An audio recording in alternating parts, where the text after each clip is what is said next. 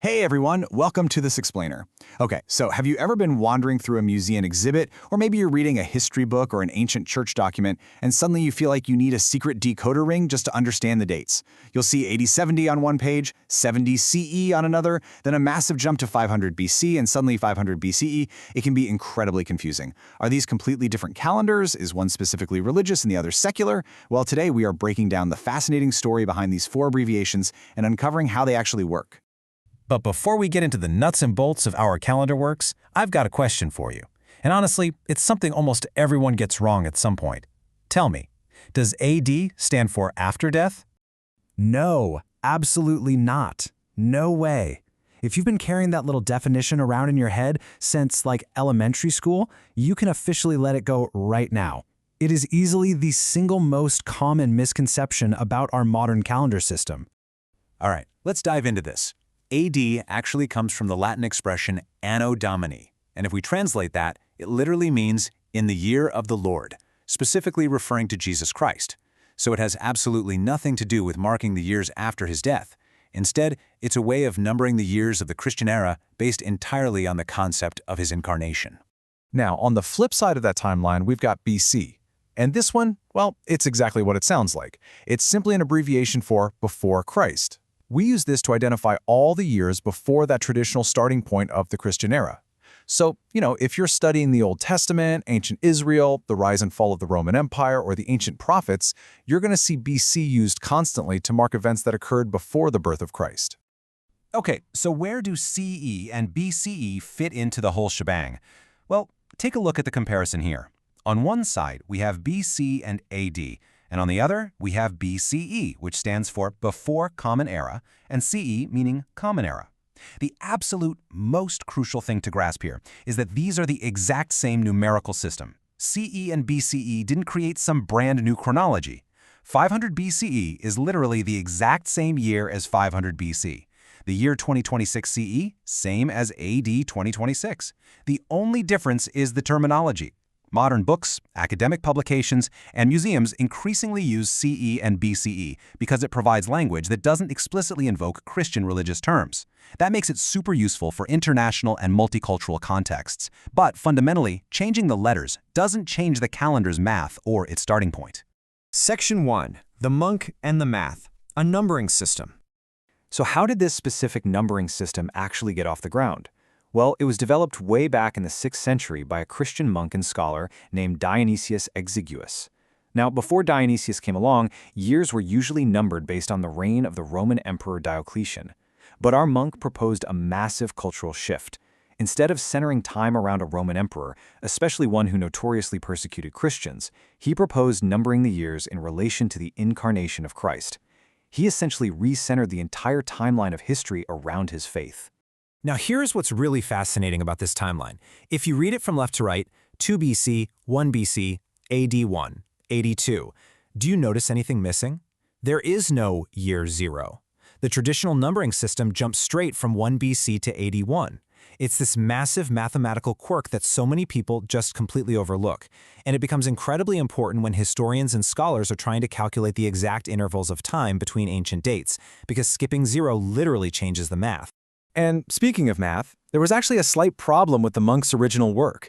Dionysius' calculation for the year of Jesus' birth was actually off by a few years. Modern historical scholarship tells us that Jesus was most likely born a bit before the year we now call AD 1. But hey, remember, this doesn't mean the gospel accounts are wrong. It simply means that a mathematical calculation, made centuries after the fact by a well-meaning monk, was just a little imprecise. The timeline we use today was built long after the actual events took place. Section 2. Bible time tracking ancient records. So, if the AD and BC system was invented in the 6th century, how in the world did ancient people keep track of things before that? Specifically, did the biblical writers use AD or BC? The short answer? No, they couldn't have. As we just learned, those systems wouldn't exist for hundreds of years. Instead, ancient writers, including the biblical authors, anchored their time to major, verifiable historical markers. For example, the Gospel of Matthew places the birth of Jesus squarely during the reign of King Herod.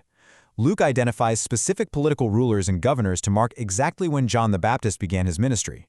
And later on, the Nicene Constantinopolitan Creed specifically states that Jesus suffered under Pontius Pilate. These aren't just trivial details.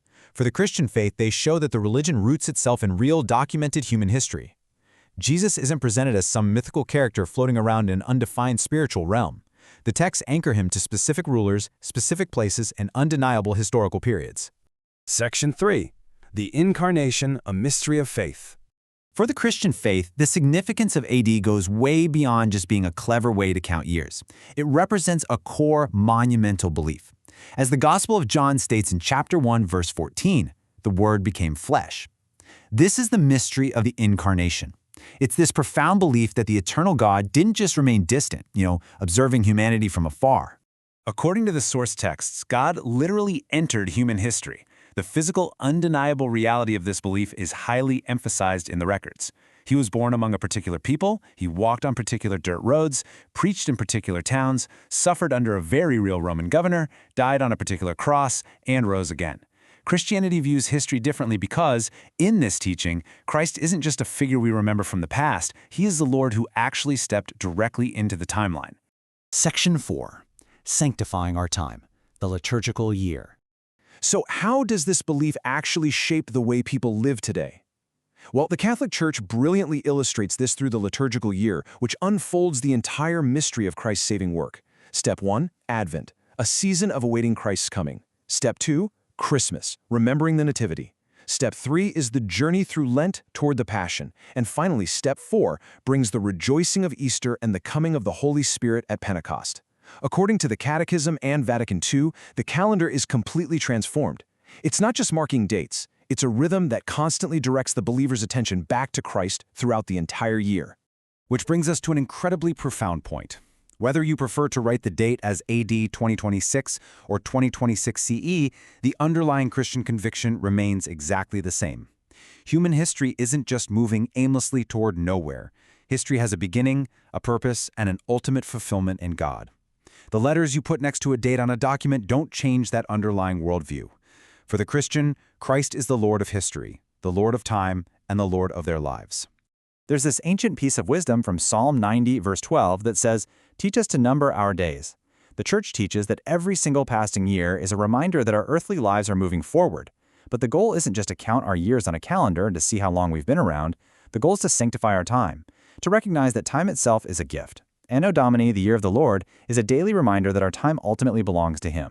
Which leads us right to this final, essential question. We all worry about how fast time is passing, right? Or how many years we have left in the tank. But as we wrap up this explainer, I want to leave you with a deeper challenge to think about. What am I doing with the time God has entrusted to me? Are we just letting the calendar pages flip by, or are we actively making our days count?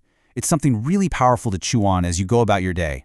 Thank you so much for joining me on this deep dive into our timeline, and I'll catch you in the next explainer.